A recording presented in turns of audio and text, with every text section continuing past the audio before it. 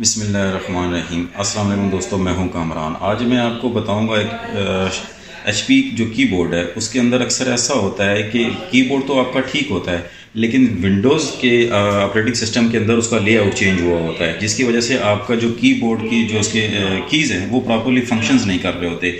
आप प्रेस कुछ करते हैं, हो कुछ रहा होता है। फॉर एग्जांपल अभी शिफ्ट के साथ ये 2 है, ये अगर शिफ्ट के साथ प्रेस करेंगे तो इसको ऐड आना चाहिए। अभी हमने ये शिफ्ट के साथ 2 प्रेस किया, यहाँ आप देख सकते हैं ये कॉमास आ रहे हैं।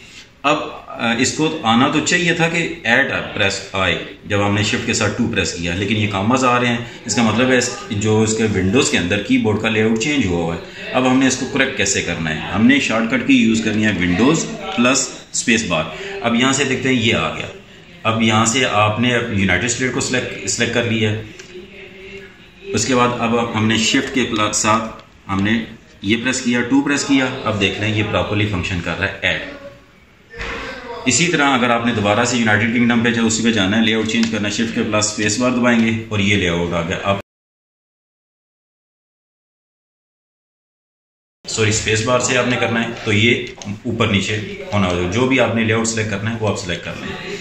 होप आपको समझ आ गई होगी। मिलते हैं नेक्स्ट वीडियो में, तब तक के लिए अल्लाह हाफिज़।